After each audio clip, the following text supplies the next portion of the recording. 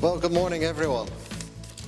It is an honour to be here at your interdisciplinary conference in a country whose educators are always passionate and whose culture is rich and whose knowledge is deep and who have a sense of irony that is matched only by the British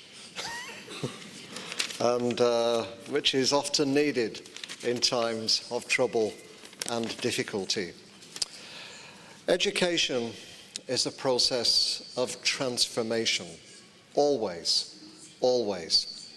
What we do in education is we take something with its own nature that is roughly formed with some potential in it, and we bring out of that nature a new thing that is even more splendid than what we began with.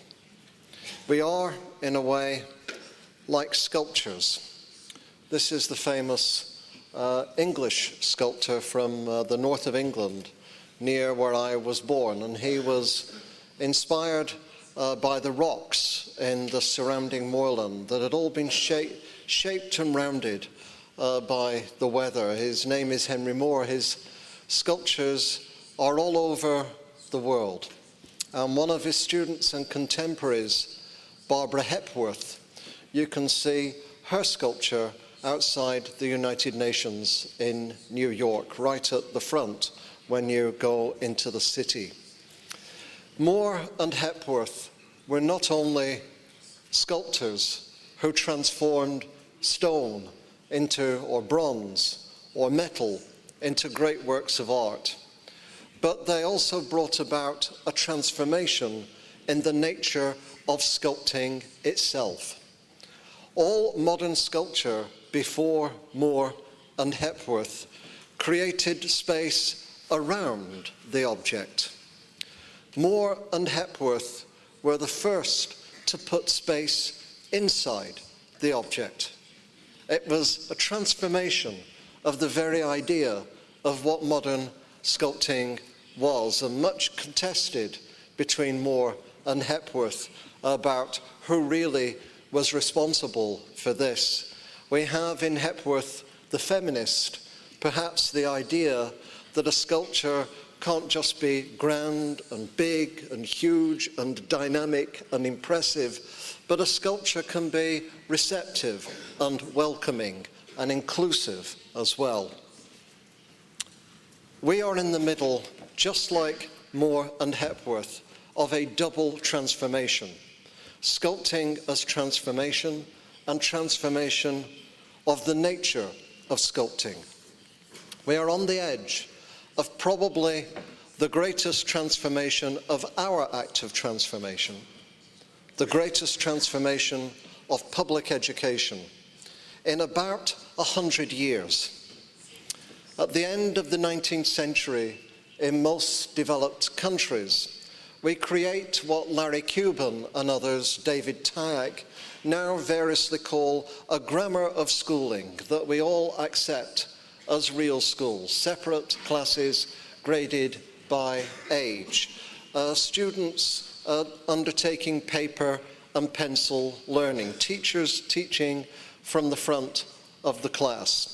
This is what we think of, what parents think of, as being real school. We can imagine nothing else other than this. And in about the first 10 years of the 20th century, in almost the same year in the United States and then in England, were created a set of things called the Secondary Education Regulations in England. The American equivalent was a group of Harvard scholars called the Committee of 10, who redefined the secondary school curriculum so that it would exclude the vocational subjects at which working class children were succeeding and finding their place and their way to university. Instead, they defined the real secondary school curriculum as conventional academic subjects, history, geography, physics, chemistry, taught in more abstract ways, at which middle-class children were more effective. This deeply historical source of inequity became the second part of what we understand to be the normal accepted grammar of schooling. High schools that are not interdisciplinary, high schools that are divided into subject departments and categories. All this is on the edge of an apparently enormous change. A change at the crossroads of the world, defined by globalization, defined by technology, defined by massive generational shifts in the way that people orient towards their own learning. What does it mean to be at this crossroads? Well, Woody Allen had a joke for it. Woody Allen put it this way: "More than at any other time in history," he said, "mankind faces a crossroads. One path leads to total despair and utter hopelessness. The other to total extinction. Let us pray we have the wisdom to choose correctly." Well, let's hope that our choice and that our crossroads is a little less tragic than the one presented before us by Woody Allen.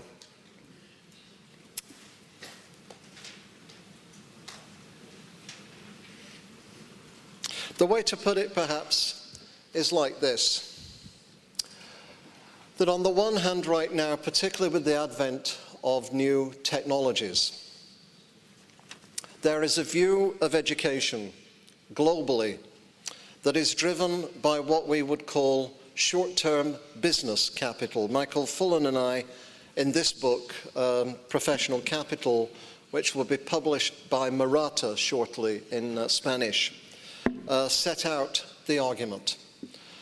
Capital, you know the metaphor of capital in finance, whether you are Karl Marx or Adam Smith or Warren Buffett. Capital is always about the value that is created that adds to net worth. We understand this in economics. We also understand that if you want a return from your investment in capital, you have to develop it, you have to build it, you have to accumulate it, and you have to circulate it relatively freely. This is the way that capital works in the economic sphere. No matter what your ideological position, everyone pretty much understands this. And then we began to use capital metaphorically. We began to talk in the 1960s about human capital, the idea that education was not a cost, but was an investment in the development of the next generation, who would be not only more civilized and able to participate, but with higher skills would yield greater economic returns for the society. It was an investment with a delayed return. Then we built on this metaphor through an African-American law professor, laureate at the Harvard Law School in the 1970s, with the idea of social capital. Social capital was really not only the qualities and skills that accumulated in an individual, but how they accumulated in a group, in a community. So we know that, for example, amongst poor children, the ones who will succeed educationally better than their peers will typically have higher social capital. They will have a parent who can help them, a grandparent who can support them, a counselor at school who will be their advocate. There is a network of people that they can draw on compared to less successful ones who are more isolated. And then we developed even more metaphors of capital. In the environmental movement, we have the idea of natural capital, about how we sustainably invest in using the resources of the environment. There's even a book called Erotic Capital. I also do speeches on this.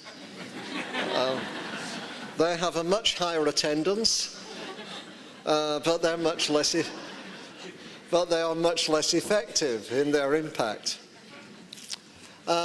Today, in the first part of the talk, I want to put before you the idea of professional capital and set it, as Michael Fullen and I have done, against the idea of business capital.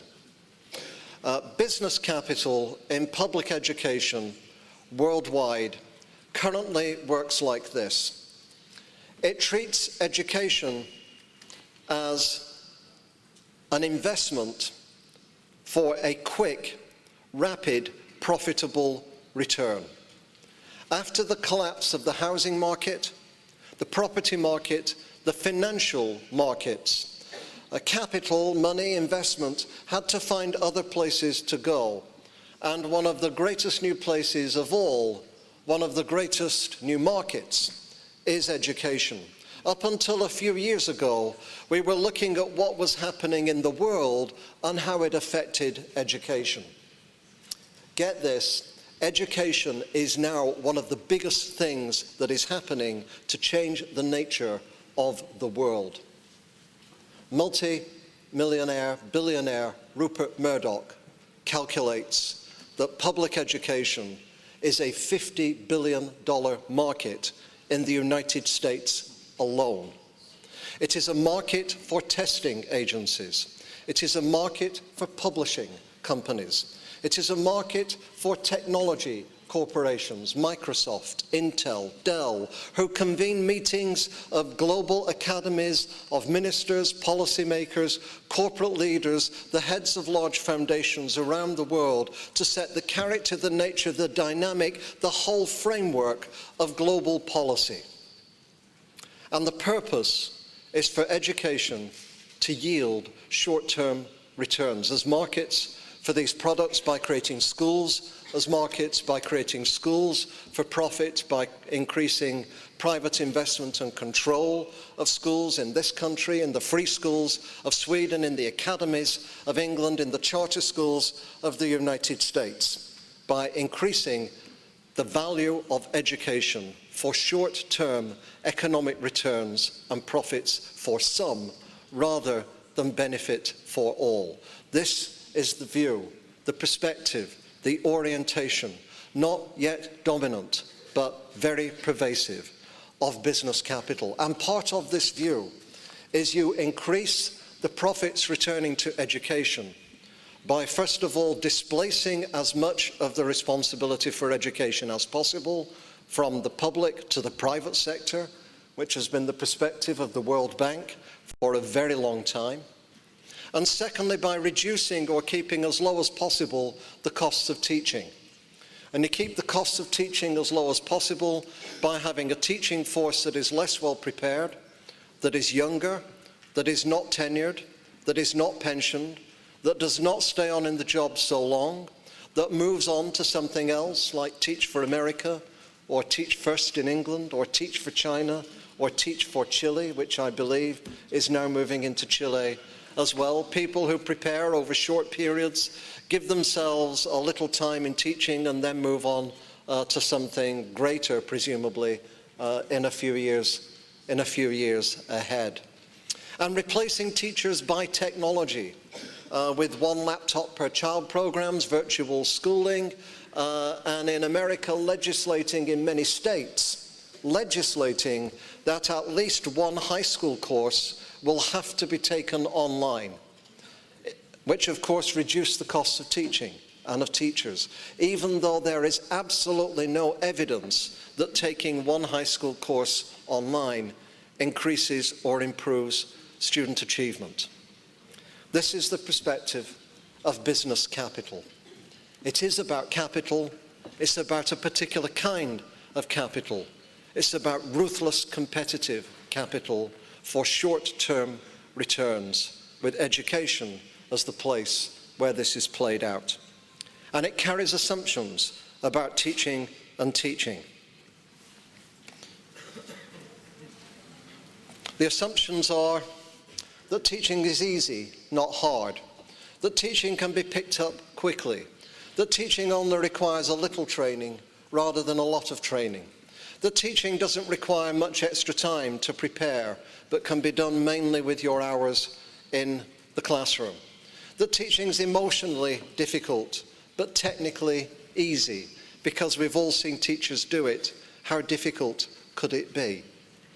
That teaching is something you can do temporarily before you move on to something else, and that teachers, or much of what teachers do, is replaceable by virtual technology. The opposite to this is professional capital. The view of professional capital is that one of the purposes of teaching and schooling is, of course, to increase human returns in terms of the old view of human capital, which makes us more economically productive in the next generation by having the biggest pool of talent in terms of the complex, creative, innovative knowledge skills that we can conceivably have. This is the second view. It's a long-term view of capital investment, not a short-term view of capital investment. And it carries certain assumptions with it. The assumptions, if we want to be creative and advanced knowledge societies, are that teaching is difficult. It's not easy. It's one of the most difficult jobs there is. You'll hear me talk about Finland in a minute. If you want to marry somebody in Finland, if you're a Finn, and you're looking for a wife, the most preferred occupation for a wife in Finland is to be a teacher. If you're looking for a husband, the second most preferred occupation is to be a teacher. I'm sorry, but women, I'm afraid doctors still have it where the men are concerned.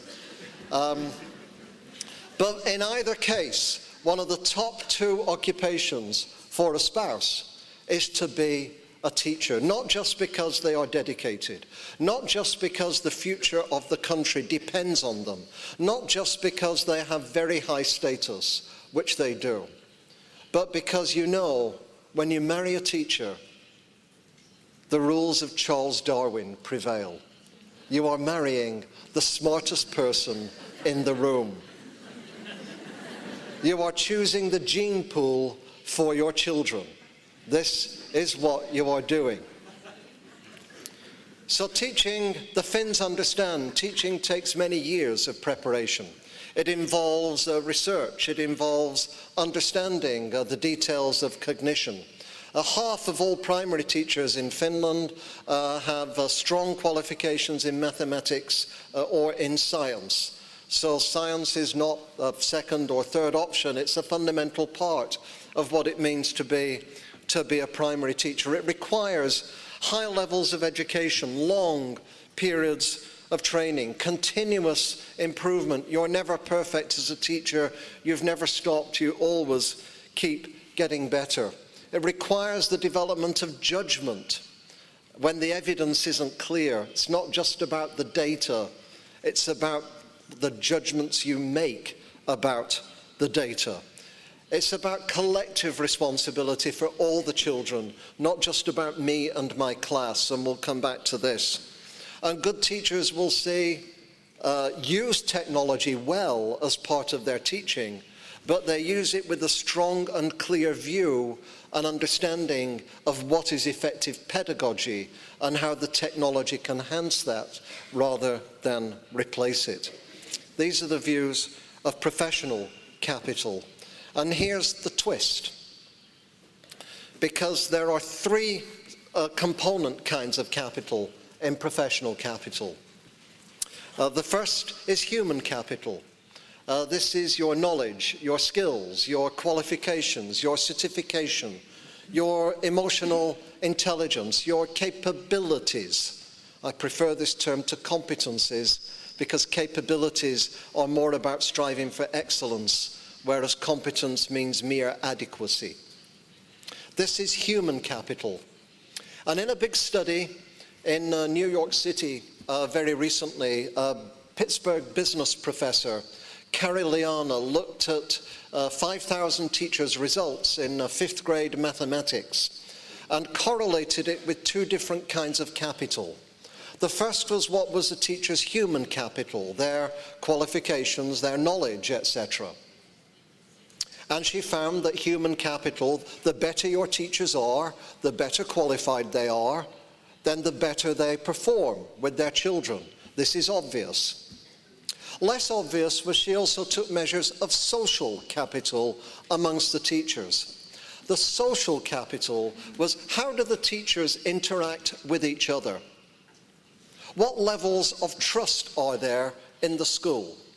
How much do they trust their leader? How much does their leader trust them? How much do they share their practice, work on common projects? She took all these measures of social capital. Social capital is also related to student achievement. And here is the interesting thing.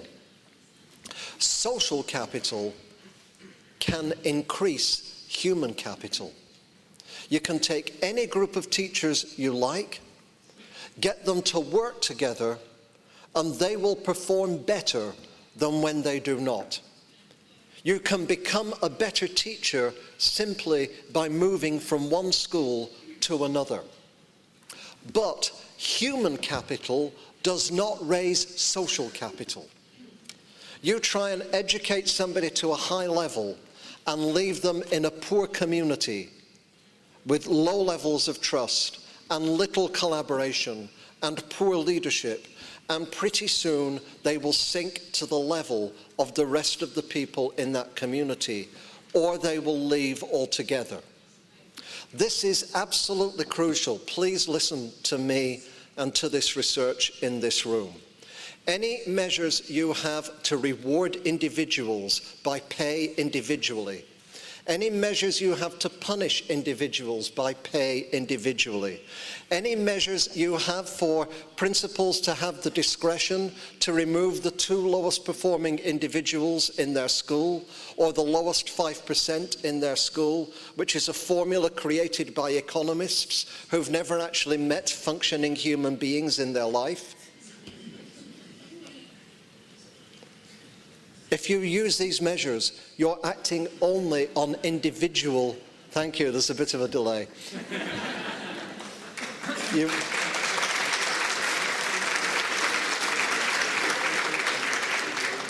If you use... They seem to make so much sense. Get rid of the worst 5% and we'll be effective as everybody else. It makes so much sense, doesn't it? But you know, if you teach a class, you have 2 children in that class, and they are a pain in the neck, and you pray for them to leave. You pray for their parents to move. And you think, if only we didn't have these 2 children, I'd have a perfect class. And then one day they go, and immediately 2 other children replace them. Ones who were already there. Because this is the understanding of social capital. If you act on individuals, you will not raise the level or quality of your system. If you work on the extremes of the very worst or the very best, you will not move your whole system. We have to think about how to move a whole system forward. And this is what the highest performing countries in the world do, rather than concentrating on the extremes in a market model of rewarding and punishing individuals according to business capital principles devised by economists who don't work with human beings. So, where does this take us? This is the end of part 1. I think I have about another half hour, do I? About another half hour. Into part 2. So let's know where we've been, and then we can figure out where we're going. In a book called The Fourth Way, my colleague and friend Dennis Shirley, who's also been to Chile and speaks very good Spanish, by the way. If ever you want us to talk about The Fourth Way, bring him, not me, because he speaks Spanish, I speak this.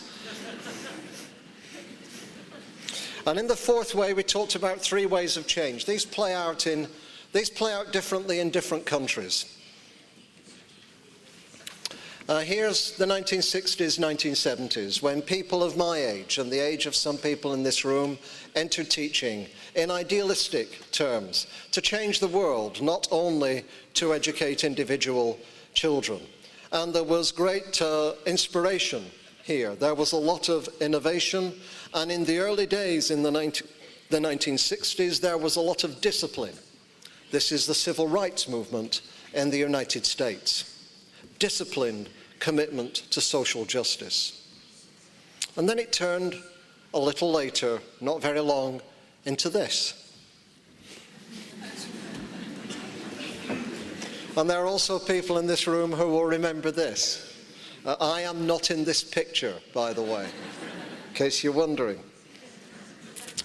It turned into a similar concern with innovation, and a lot of commitment to it, but lack of coordination.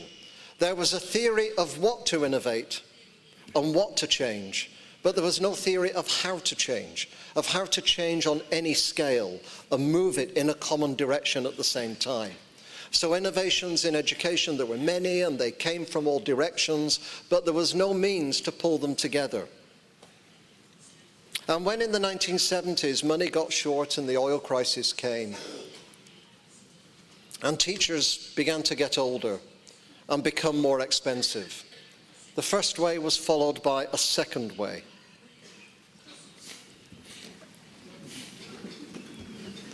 There's one person missing in this picture. Who is that? Auguste Pinochet. Who was actually the inspiration for the other two. He's the invisible man. He's the invisible man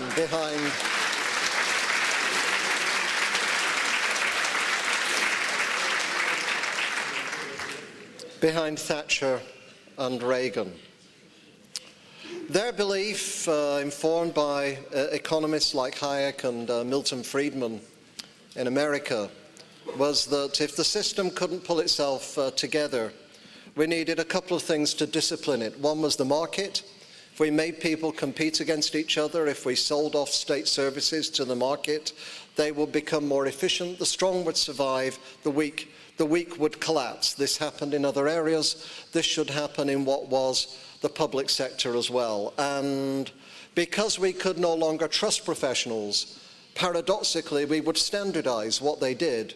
We create a centralized curriculum, more testing, more monitoring, more accountability, especially when there was little money, to prove to the public that we were providing value for money and to give them things to compete about. So there was markets and there was also standardization. The two, paradoxically, went together. You'll be familiar with this, okay? What we found at this time was not all bad.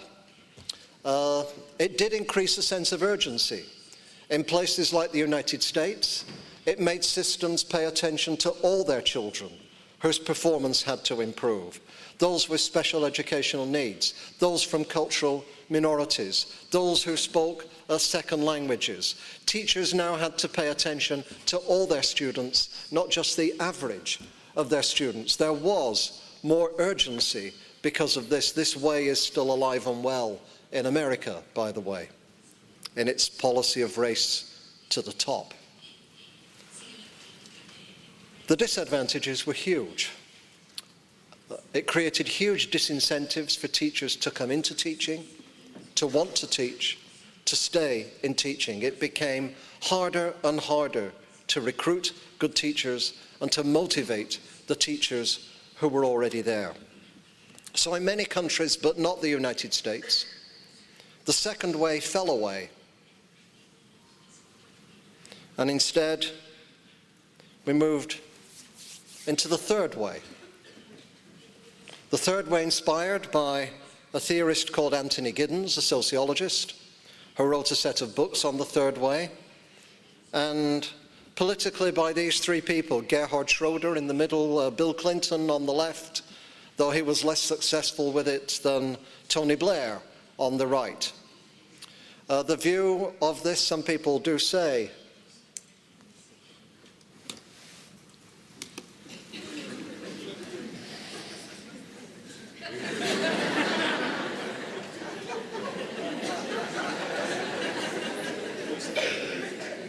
some people do say that I do have a slight resemblance to Tony Blair as I'm speaking at this time. So,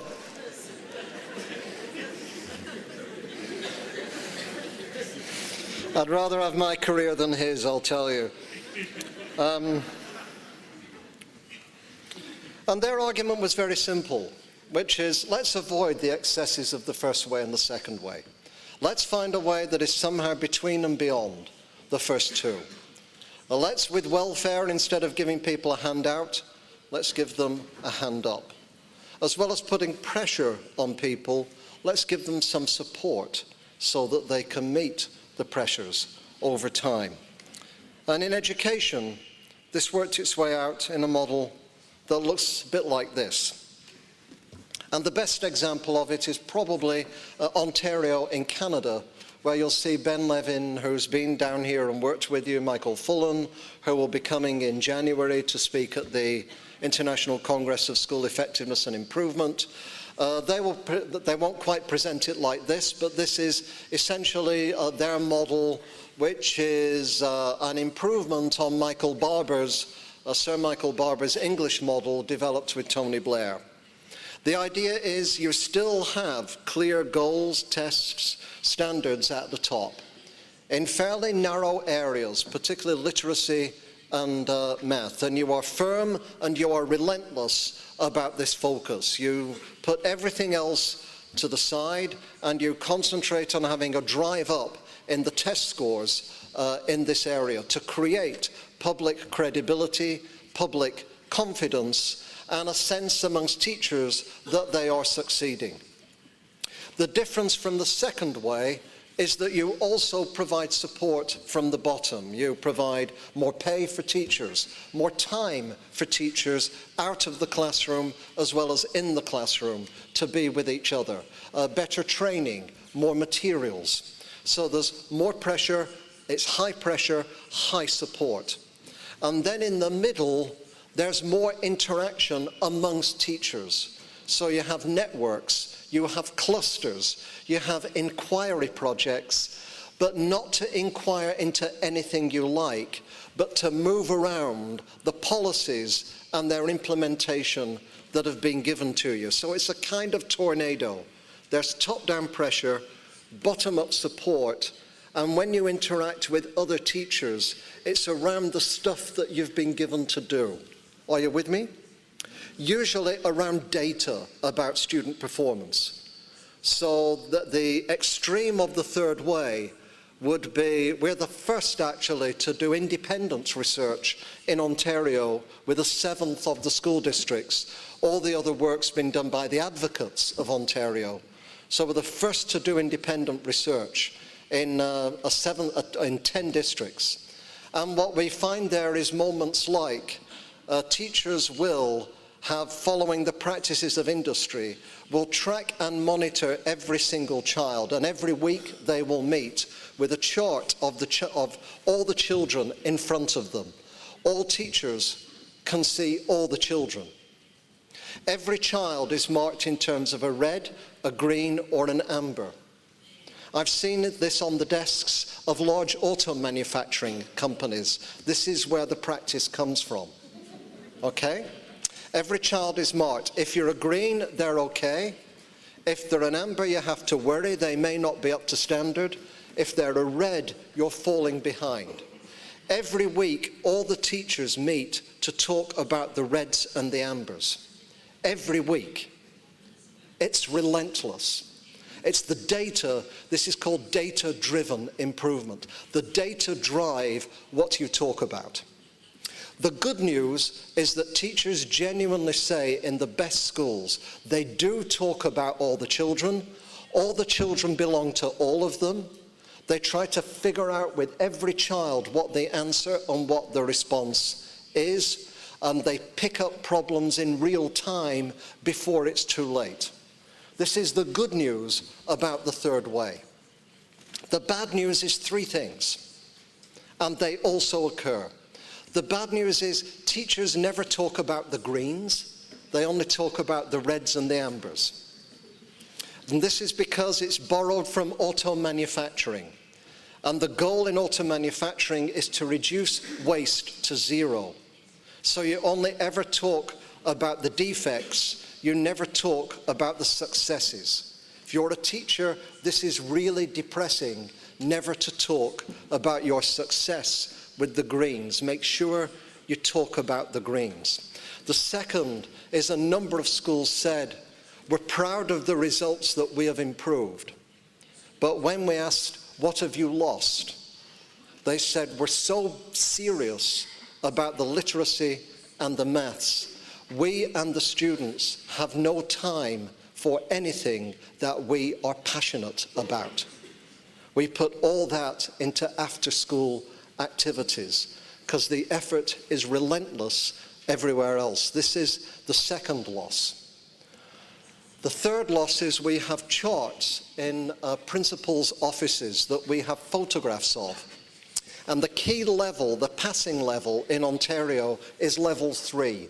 This is proficiency. And the Premier of Ontario, with his advisors, established a target that within one election period, 75% of students in grades 3 and 6 would reach level 3. They called this in the schools the drive to 75.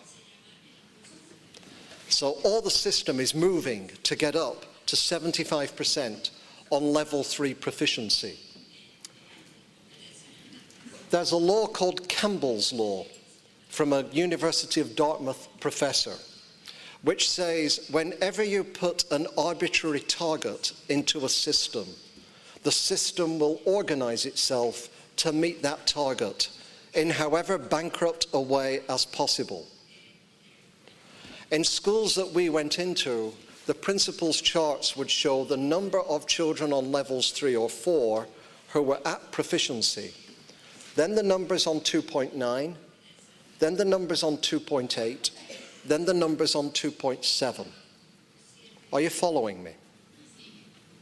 And then at the bottom, there would be a recalculation of how many 3s there would be if all the 2.7s, 8s and 9s moved to a 3. All the effort went onto the kids near the borderline, where a bit of effort would lead to a large result. The teachers said when the intervention teams came in, what about the 1s and the 2s? Because when a 1 moves to a 2, 2 is functional literacy, but it's not in the target. And the intervention teams would say, forget about the 1s and the 2s. Concentrate on the 2.7s, 2.8s, 2.9s. So the good things about the third way is it increases professionalism. It increases support. It increases interaction amongst teachers. It tracks and monitors children so things don't happen too late. These are all good things. The collateral damage, the negative effect, is often the narrowing of the curriculum because only these targets matter, and the more working class the school, the more narrow the curriculum becomes. Is the narrowing of the curriculum and concentrating efforts on some children whose scores make the overall results look good rather than on the needs of all children, which is more likely to narrow the achievement gap. So the third way holds out many great promises, don't ignore it, but also be aware of the weaknesses that come with it. What can we offer instead, beyond the third way? In the fourth way, and a new book that will be out next month, The Global Fourth Way, Dennis Shirley and I talk, so here's Chile. And here's what's going on in Chile. Just to remind you, here's what your students are protesting about. Keep the windows closed. I understand there may be tear gas later on.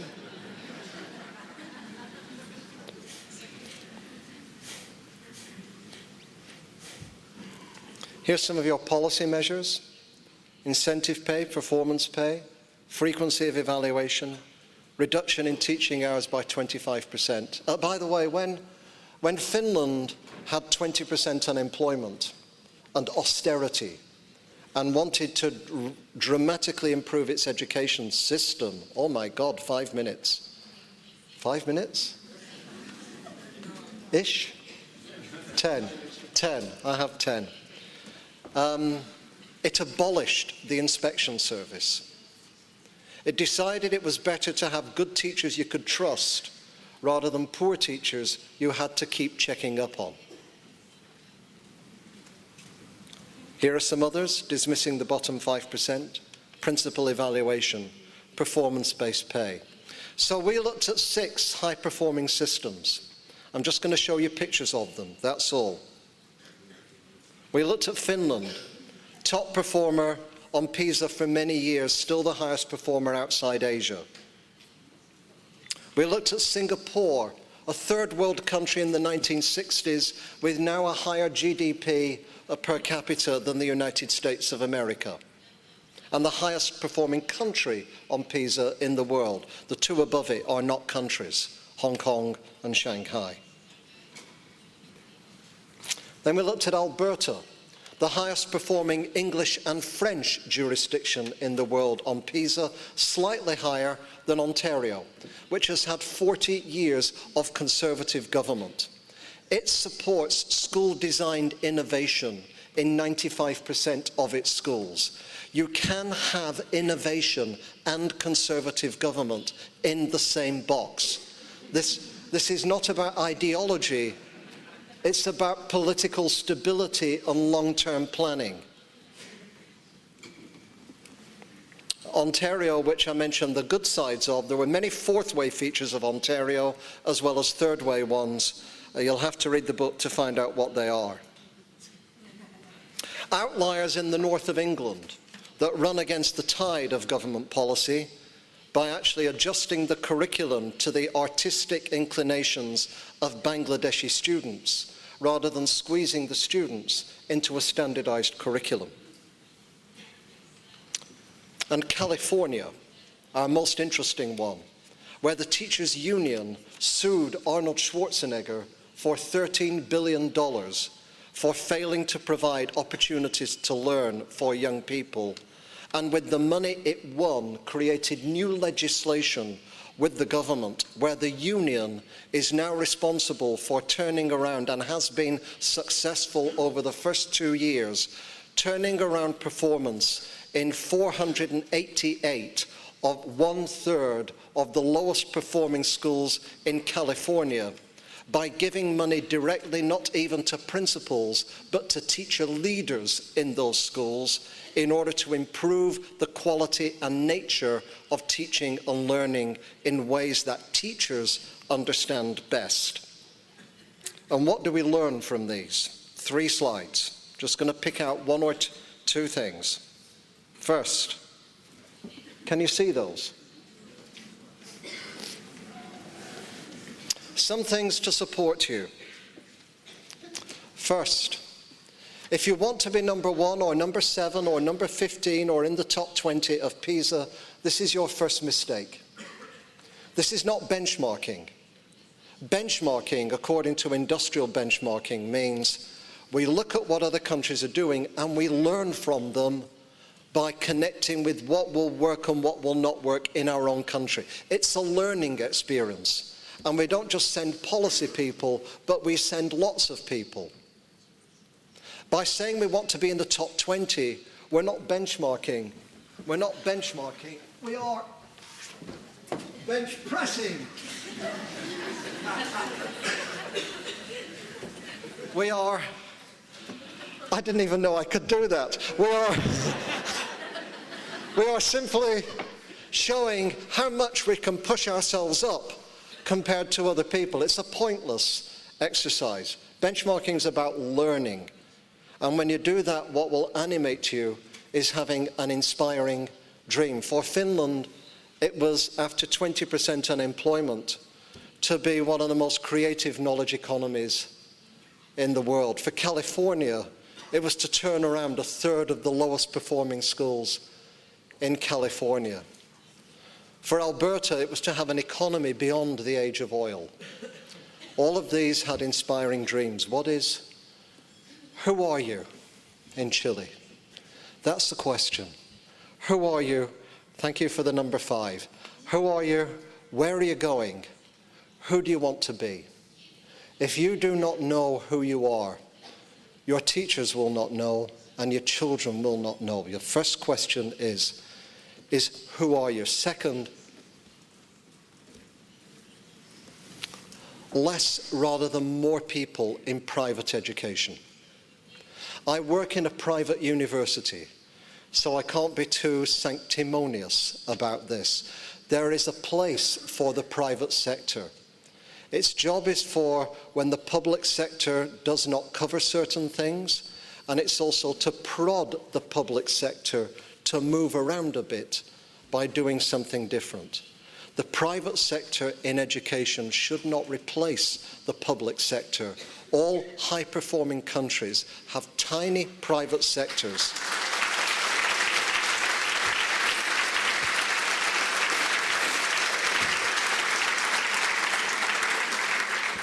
And this means that most of the public is invested in all of the nation's children. This is what it means. The whole momentum of the public comes behind public education. It's not only me and my child. And the third one I'll point out to you here, because I'm not going to pick them all, is what E.P. Thompson, the English historian, called a moral economy. During the food riots of the 18th century in England, when the poor protested out on the streets, was because they felt there was an injustice, that when the money was tight, only the poor were making the sacrifices. They were starving, and that the moral economy, the sense of a fair share of hardships, had somehow been lost. I put it to you that whatever the specific claims of your students in their protests now, and there will be many, more likely there is a diffuse dissatisfaction that the moral economy of Chile has somehow been lost and needs to be restored for the most disadvantaged. Then there are 5 principles of professionalism, and only one more slide after this. I've talked about professional capital. I've talked about strong rather than weak unions, but strong unions focused on teaching and learning. I've talked about collective responsibility, where teachers see themselves as responsible for all the children, not just my child in my class, and have a way to share those children together. And last but not least is mindful uses of technology. We have great examples in Singapore of children using MSN Messenger as a teaching tool. With MSN Messenger, you will have icons of William Shakespeare or Isaac Newton, who will answer all the questions you can put to them that their teachers have pre-programmed. And this, it doesn't answer all the questions, doesn't answer complex questions, but it draws children's interest into the traditional knowledge of Shakespeare or Newton or Mendelevium of the periodic tables, and then they explore more deeply after that. Innovative technology can draw children into traditional learning and into traditional knowledge over time. I can give you many more examples, but it's in North America, 70% of schools ban cell phones for students because they interrupt the traditional grammar of schooling. In the schools we looked at in Singapore, cell phones are a teaching tool where Twitter is used to give instant feedback to the teacher about how shy students are responding to the learning they see in front of them. Good technology, good pedagogy go together. It's not one against the other or one instead of the other. We have to get them to work together. Last, things that hold you together are not paperwork and alignment, bureaucratic alignment. They are benchmarking with other good schools, other good countries, learning from them, using a bit of testing, but not too much. Nobody tests as much as the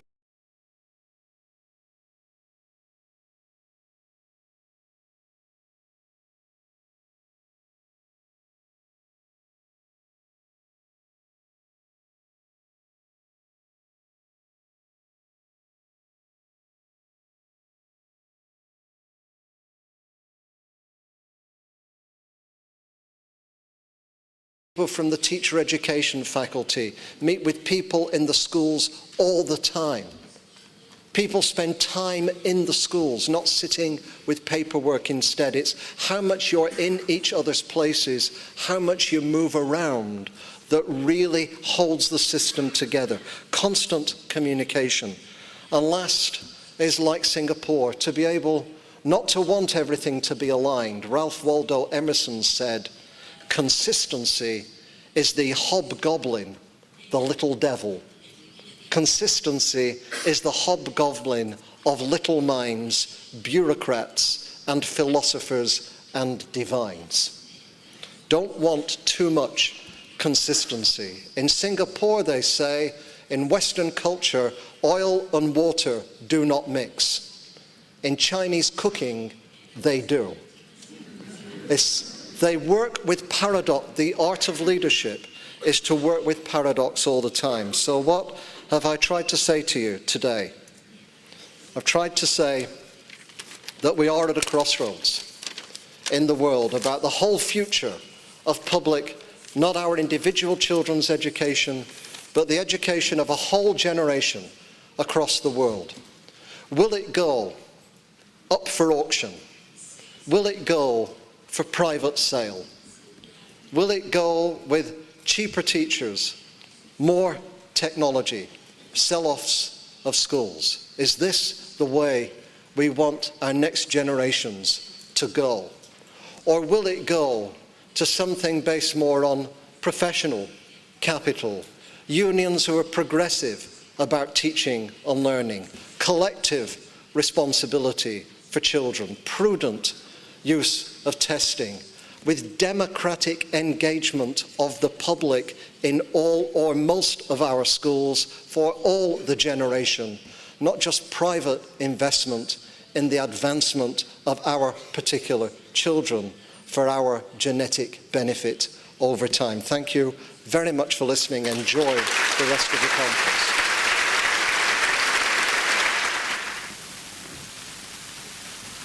Tenemos 10 minutos para tomar alguna pregunta y lo vamos a hacer en forma, vamos a agregar hasta 3 preguntas. Buenos días, yo soy profesor, vengo de Concepción, tengo varios alumnos sentados por allí, alumnos de la Universidad de las Américas que están acá. ¿Ok? ¿Sí? ¿Me paro? Sí, mejor. Aquí. Bueno, le decía que tengo varios alumnos de la Universidad de las Américas y yo clases ahí también en otras universidades en Concepción. Y yo quiero hacer la pregunta reflexiva, lo siguiente. Tenemos tantas mentes brillantes en el Ministerio de Educación, tantos pensadores como los que están aquí, pero sin embargo nuestra estructura organizativa está mutando, ¿ya? Está mutando hacia un cáncer maligno, porque no logramos que esta estructura camine. Tenemos bonitas organizaciones, pero que no están relacionadas, como decía el doctor. Estas estructuras no bajan a la sala de profesores, y no bajan. Es decir, para leer a los investigadores chilenos hay que comprar revistas, hay que asociarse a las revistas, entonces es difícil. Y lo otro es que si esta estructura es tan sólida, y también era el planteamiento del doctor Hanley, ¿no es cierto? Decía, es tan sólida y nuestra estructura es tremendamente sólida, es granítica, por lo tanto la el monumento que nos sale no nos sale creativo.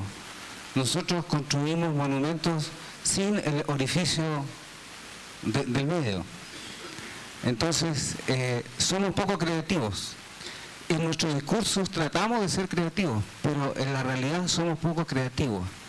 Un ejemplo, tratar de eliminar a esos profesores malos, o a los alumnos malos, a los alumnos cachos, que decimos nosotros en Chile. Y por lo tanto, si tenemos una estructura mala, nuestra funcionalidad es pésima, es peor todavía. ¿Ah? Okay. Eso es lo que quería decir, y yo creo que ese es el desafío que tiene nuestro sistema educacional chileno. Mejorar la estructura y mejorar la funcionalidad de esto. Muchas gracias. Gracias.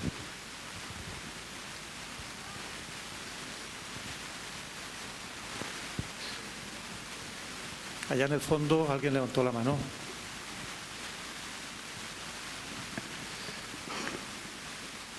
Una sugerencia, preguntas. Hi, mi nombre es Vania Martínez, yo soy terapeuta ocupacional. Mi pregunta tiene que ver con el concepto de capital profesional. Cuando nosotros hablamos, y lo que nosotros hablamos de alguna manera construye realidades, el concepto de capital incorpora, por lo que plantea usted, capital humano, capital social y capital decisional. ¿Cómo entiende el concepto de capital y si el concepto de capital de alguna manera no es una contradicción en función de lo que la educación busca? Muy buenos días, mi nombre es Pedro Velázquez Rojas, sostenedor Colegio Domus Mater de Valdivia. Tuve la oportunidad de visitar Ontario a través del programa de Fundación Chile y del Ministerio de Educación, formación de directores de excelencia. Me gustaría que el profesor Andy pudiese referirse al rol que desempeña el Colegio de Profesores de Ontario, que me parece muy interesante que pueda abarcarlo en este momento. Muchas gracias. Perdón, rol del colegio. Del Colegio de Profesores de Ontario y su formación de estándares justamente para el desarrollo profesional. ¿Quieres saber si te reuniste con ellos? Si tuviste ocasión Sí, en esta visita de... Dentro del programa estaba justamente esta visita y también a distintos establecimientos, tanto públicos como privados, y reunión con directivos y alumnos. Brevemente, tus impresiones del Colegio de Profesores de Ontario. Wow. ¿Quieres saber? Si comparamos con Chile, están años luz de nuestra realidad. Es un colegio altamente profesionalizante que está permanentemente determinando los estándares de los profesores también y la certificación de estos. Me parece una muy buena iniciativa que sería bueno que él pudiese profundizar. Gracias. Muchas gracias. Buenos días. Mi nombre es Iván Salinas, yo soy estudiante de doctorado en educación y tuve el privilegio de leer el libro del profesor Hargreaves antes de que viniera a esta conferencia. Y también agradezco un poco que haya traído algo de esta protesta estudiantil dentro de esta sala. Yo creo que hay muchas personas que se pueden haber sentido incomodadas con el mensaje que nos entrega. Y yo quería hacer una pregunta respecto a la audiencia que justamente está acá, que se reúne, que son investigadores en educación. Yo quiero saber recomendaciones respecto a esta cuarta vía, de en qué se deberían enfocar los investigadores en educación. Y en qué cosas, esto es muy fundamental, en qué cosas no deberían enfocarse de acuerdo a esta cuarta vía, porque muchas veces esa pregunta queda fuera del aspecto de lo que los investigadores hacen y queda tomada por quienes hacen política pública y muchas veces toda esta investigación se transforma en cosas que los investigadores no tenían ni intención de hacer. Entonces, esa pregunta era la que quería hacer. Muchas gracias. Muchas gracias. Tenemos solo 5 minutos, así es que disculpa a los que están con sus manos levantadas, no vamos a tener ocasión de tomar más preguntas. Profesor Hargreaves. Well, first of all, great questions, and thank you for those. It's bureaucracy tends to be, for the person who asked the first question, very tight bureaucracy tends to linger for 2 generations in almost all countries that have been under the rule of a dictatorship for quite some time. These are countries of many different kinds across the world, because habits of mind develop during those periods, and it is hard to change those habits of mind within particular generations. So to the extent that the question you raised is still true in Chile, I would expect and hope that you will begin to see some generational possibility of a shift there within certainly the next generation. Definitely many of the countries we look at used to be very bureaucratic. Alberta was one of the first second-way countries and has now devolved, provinces, has now devolved many responsibilities to schools.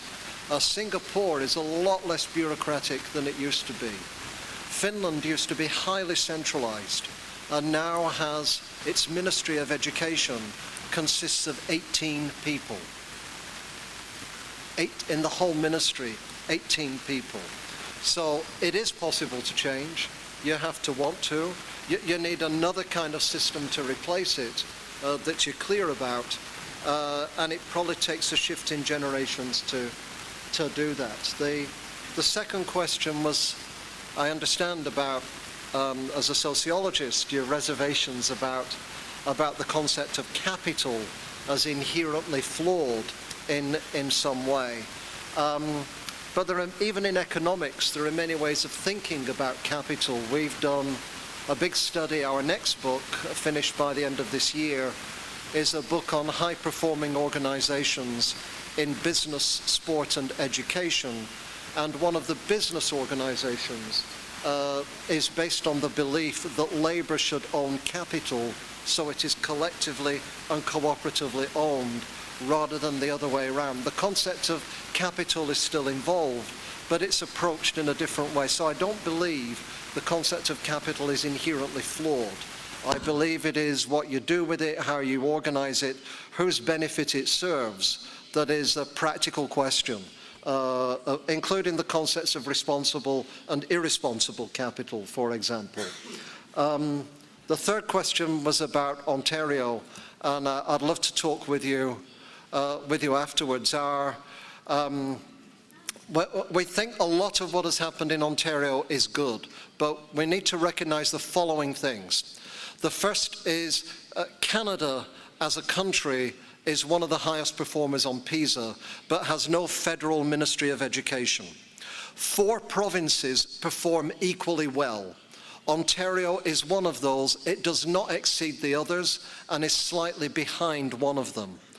All those 4 provinces have different political control and different policies. So it's really hard to attribute, as Andreas Schleicher himself says in an OECD document in 2010, it's hard to say, and I know my colleagues Ben Levin and Michael Fulham will want to say, our policies created this, but actually 30 years of policies of different governments created what Ontario has and its sense of professionalism.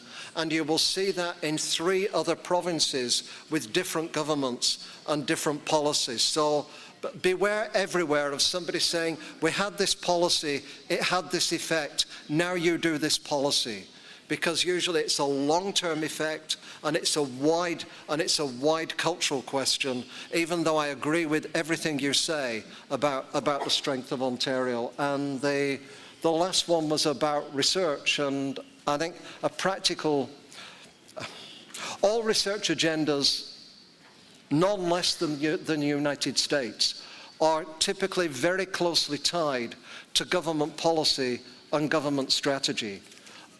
Therefore, what you need on your menu of research agendas in a country is the equivalent of jazz. You need, the government is the score, and then every so often it says freak out for a few bars by yourself.